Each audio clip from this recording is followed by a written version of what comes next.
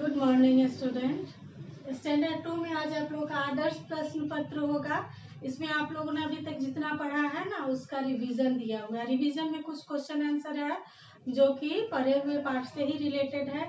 आइए आज उसका रिवीजन करवा दूं। देखिए क्या है रिवीजन में। क में है नीचे लिखे कथनों में जो सही है उसमें टिक का और जो गलत है उसमें क्रॉस का चिन्ह लगाना है।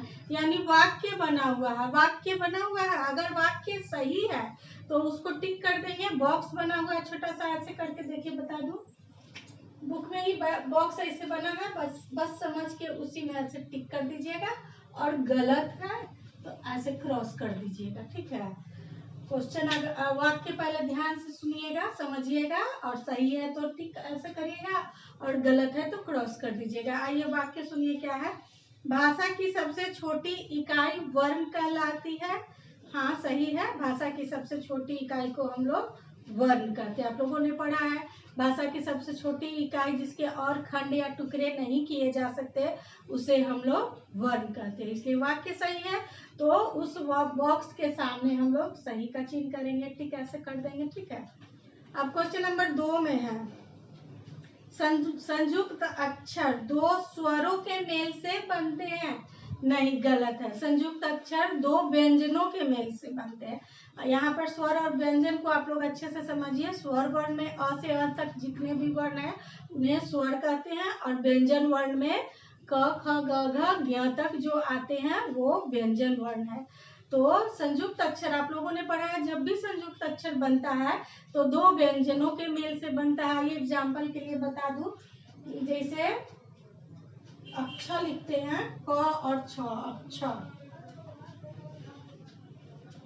ये अक्षर जो बनता है दो संयुक्त व्यंजनों के मेल से ही बनता है। इसलिए दूसरे नंबर का वाक्य जो है अक्षत्र त और र, ये दोनों व्यंजन हुआ। इसको जब हम लोग संयुक्त व्यंजन में लिखेंगे तो कैसे लिखेंगे, त्र। इसी तरह से ये दोनों व्यंजन हुआ। स्वर के मेल से संयुक्त व्यंजन नहीं बनते हैं। संयुक्त व्यंजन जब भी बनते हैं तो वो व्यंजन के मेल से, स्वर के मेल से नहीं बनते हैं। इसलिए वाक्य गलत है। संयुक्त अक्षर और दो स्वरों के मेल से बनते हैं, वाक्य गलत है। सीधे आप लोग बॉक्स में क्रॉस कर देंगे, ठीक है। क्वेश्चन नंबर 3 में अंग्रेजी भाषा की लिपि देवनागरी है। नहीं, ये भी वाक्य गलत है। अंग्रेजी भाषा की लिपि जो है वो रोमन है। देवनागरी जो है वो तो हिंदी भाषा की लिपि है, आप लोगों ने पढ़ा है, फर्स्ट ही चैप्टर का है। इसलिए वाक्य गलत है। अंग्रेजी भाषा की लिपि देवनागरी है, ये गलत है। 3 में है टेलीफोन, नहीं 4 में टेलीफोन से बात करना भाषा का मौखिक रूप होता है। वाक्य सही है, इसलिए बॉक्स में टिक का चिन्ह करेंगे, सही कर देंगे। फोन पर बातें जब हम लोग करते हैं तो हम लोग मौखिक भाषा का इस्तेमाल करते हैं। लास्ट है बंगाल में बोली जाने वाली भाषा का नाम बांग्ला है। सही है, हम लोग अलग अलग प्रांत में अलग अलग तरह के भाषाएं बोलते हैं, तो बंगाल में बांग्ला भाषा का ही इस्तेमाल होता है, लोग बांग्ला भाषा का ही बोलते हैं। इसलिए वाक्य सही है तो इसमें हम लोग टिक कर देंगे। ख में है सही मिलान करना। यहाँ पे कुछ वाक्य दिया गया है और इसको इससे मैच करना है। जो सही है फर्स्ट में अगर जो सही लग रहा है इसमें से उसमें मैच करना है। ये देखिए क्या है, सही मिलान करना है। अंग और अ क्या है, तो आप लोगों ने पढ़ा है अंग और अ जो है आयोग हुआ है, तो हम लोग यहाँ पे मैच कर देंगे। वर्ण की सहायता से बोली जाती है। कौन सा अक्षर जो है, कौन सा वर्ण की सहायता से कौन सा अक्षर बोला जाता है, तो व्यंजन जो है वो वर्ण की सहायता से बोली जाती है, स्वर वर्ण की सहायता से बोली जाती है, तो इसमें हम लोग व्यंजन करेंगे। ये वर्ण दो व्यंजनों के मेल से बनता है। तो अभी आप लोगों ने पढ़ा है दो व्यंजनों के मेल से जिसे जो बनता है उसे हम लोग संयुक्त अक्षर कहते हैं, तो इसे संयुक्त अक्षर में मैच करेंगे। अब है लास्ट में है 4th में है मैच का, किसी दूसरे ध्वनि की सहायता के बिना बोले जाते हैं। तो स्वर वर्ण जो है वो बिना किसी दूसरे ध्वनि की सहायता के ही बोले जाते हैं, तो इसको हम लोग सीधे स्वर में मैच कर देंगे। ये आप लोग का कंप्लीट हो गया सही मिलान करने वाला।